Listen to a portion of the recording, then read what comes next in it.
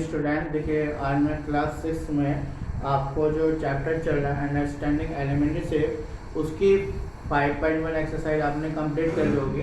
देखिए ये जो सब वर्क कराऊंगी सब आप फेयर कॉपी पे करेंगे और आप जो है 6 से 6वीं क्लास जो है आप जो है अल्टरनेट डेज पे रोल नंबर 1 से लेकर 5 तक, 5 से 10 तक मुझे अपने व्हाट्सएप नंबर पे मुझे सेंड करेंगे, ठीक है। क्योंकि मैं जैसे चैप्टर कंप्लीट होगा तो मैं गूगल फॉर्म पे आपका एक टेस्ट लूँगा इस चैप्टर का।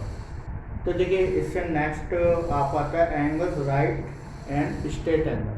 तो राइट एंगल और स्ट्रेट एंगल्स क्या होते हैं, देखिए जैसे हम यहाँ पे देखते हैं कि 4 डायरेक्शंस होती हैं। जैसे आपको यहाँ पे वर्टिकल लाइन ड्रॉ करना है या हम हॉरिजॉन्टल लाइन ड्रॉ कर रहे हैं, तो यहाँ पर ईस्ट डायरेक्शन हो गया, वेस्ट हो गया, and is the north direction as is the south direction. तो इस तरह से आपके कितने डायरेक्शन हो गए, 4 डायरेक्शन हो गए। E for east direction, N for north direction, W for west direction और एस फॉर साउथ डायरेक्शन। तो ये आपकी साउथ डायरेक्शन कराती है। अब देखिए इनके बीच में जो एंगल्स होता है वो कितना डिग्री होता है। जैसे आपका ये एंगल्स है, ये आपका 90 डिग्री होगा, ये एंगल कितना होगा आपका 90, इस तरह से 90, ये 90। तो हर एक एंगल कितना होता है आपका 90 डिग्री होता है। तो अगर 90 डिग्री है तो उसे हम क्या बोलते हैं, एक राइट एंगल शो होता है। अब जैसे हम यहाँ पे इस तरह से हम 4 पार्ट्स में डिवाइड कर दिया, हम नॉर्थ डायरेक्शन में खड़े हैं। अब we right angle turn clockwise to face. अब हम राइट एंगल टर्न करते हैं। देखिए 2 तरह की डायरेक्शन होती है, एक तो क्लॉकवाइज होती है, एक होती है एंटी क्लॉकवाइज। क्लॉकवाइज जैसे आप देखते हैं कि जो घड़ी होती है इस डायरेक्शन में घूम रही, इस तरह से घूम रही।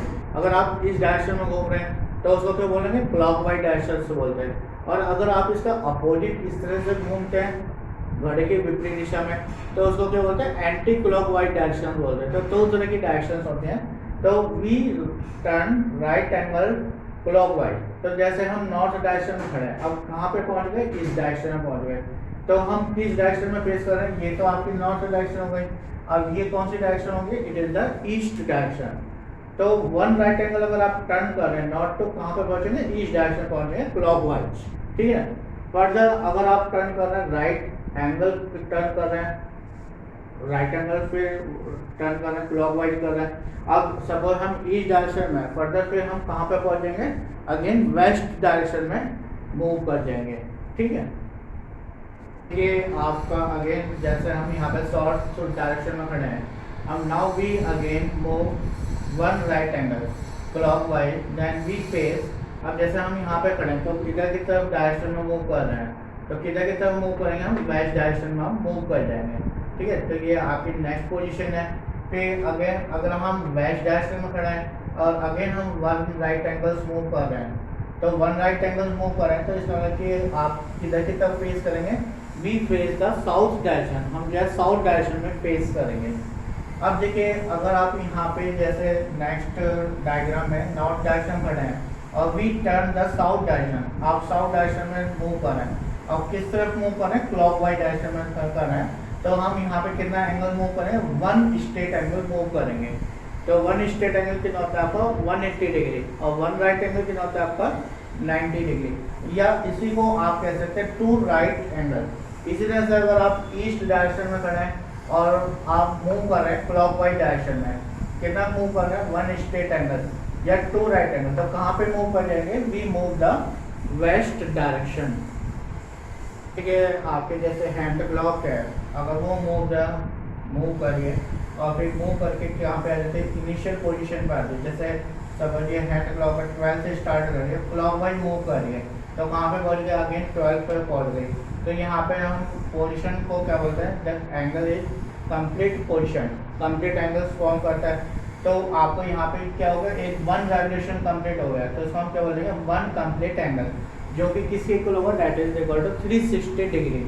इसी तरह से हम यहाँ पे 3 कंडीशंस बनाएंगे। वॉच के पहले कंडीशंस में हैंड क्लॉक है जो मूव कर रही है क्लॉकवाइज, और कहाँ पे मूव कर रही है, इट मूव फ्रॉम द 3 पे आपको मूव करती है। तो हैंड क्लॉक 12 से कहाँ पे पहुँच के 3 हो गए, तो यहाँ पे कितना मूव करे, 1/4 ऑफ द रेवोल्यूशन। पूरा आपको कंप्लीट रेवोल्यूशन कितना है आपका 360 डिग्री है, तो इस तरह से आप इसे 90 डिग्री भी कह सकते हैं। अगर सपोज हैंड क्लॉक 12 पे है और हाफ एम एन रेवोल्यूशन मूव कर रही है और कहाँ पे पहुँच गए, वो 6 पे पहुँच गए, तो ये क्या कितना दिलाएगा आपको 180 डिग्री। इसी वजह से आपके हैंड क्लॉक है थर्ड वॉच में यहाँ पे 12 पे है और क्लॉक वाइज मूव करके कहाँ पे मूव कर गई, वो हैंड क्लॉक 9 पे मूव कर गई। तो कितना रेवोल्यूशन मूव करिए, पूरे कंप्लीट रेवोल्यूशन का 3/4 रेवोल्यूशन, जो कि आपका 270 डिग्री के इक्वल होगा।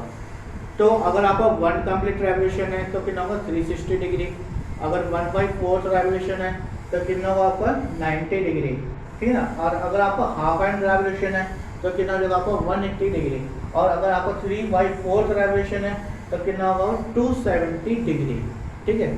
तो 90 से हम उसको जो है रोटेट करते हैं। ठीक है, आपको यहाँ पे थोड़ा सा मैं पॉइंट्स बता रहा हूँ जो पूरी एक्सरसाइज आपके 5.2 इस पे बेस है। देखिए, अगर आपका 1 राइट एंगल्स है तो किसके इक्वल होगा, आपका 90 डिग्री होगा। अगर आपका 2 राइट एंगल्स है तो 2 राइट एंगल्स को हम 1 स्ट्रेट एंगल से बोलते हैं, जो कि आपका 180 डिग्री होगा। इसी तरह से आपका 3 राइट एंगल्स है तो कितना होगा 270 डिग्री। इसी तरह से 4 राइट एंगल्स या 2 स्ट्रेट एंगल्स, 4 राइट एंगल्स भी कहते हैं या 2 स्ट्रेट एंगल्स से आपका कितना होगा 360 डिग्री। अब रेवोल्यूशन में अगर आप बात करते हैं तो आपका जैसे 1 कंप्लीट रेवोल्यूशन है तो आपका 360 डिग्री होगा। इसी तरह से हाफ 1/4 ऑफ ए रेवोल्यूशन, अगर रेवोल्यूशन का आप 1/4 मूव करते हैं तो कितना हो जाएगा आपका 90 डिग्री। और इसी तरह से अगर half of an revolution move करते हैं, रेवोल्यूशन का आधा पार्ट, तो कितना हो जाएगा आपको 180 डिग्री। इसी तरह से अगर आपका 3/4 ऑफ एन रेवोल्यूशन, रेवोल्यूशन का 3/4 पार्ट अगर आप मूव करते हैं तो कितना जब आपका 270 डिग्री। एक्सरसाइज सॉल्व करेंगे अब। एक्सरसाइज 5.2 का फर्स्ट क्वेश्चन है, जैसे इसका ए पार्ट है। अब यहाँ पे हैंड क्लॉक जो है मूव कर रही है क्लॉक वाइज 3 to 9, 3 से 9 की तरफ मूव कर रही है। तो आपको होता है ना कितना फ्रैक्शन ऑफ पार्ट ये रिवॉल्व करेंगे। तो देखिए, अगर वर्टिकल हम इसका 90 डिग्री में पार्ट डिवाइड करते हैं तो यहाँ पे कितने पार्ट है ना 1 2 3 4 पार्ट में डिवाइड कर रही है। और जो हैंड क्लॉक है वो कितना मूव कर रही है, 2 पार्ट्स मूव कर रही है, 1 and 2। तो अगर आपको इसका फ्रैक्शनल पार्ट देखेंगे तो कितना मूव कर रहे हैं हम 2, टोटल पार्ट हो गया 4। तो कितना पार्ट हम मूव कर रहे हैं, half of an part move कर रहे हैं। अब देखिए इसका एक सी पार्ट ले हम, ये आपको सी पार्ट में दे रखा है, hand of clock move from 7 to 10, 7 से 10 की तरफ मूव करिए।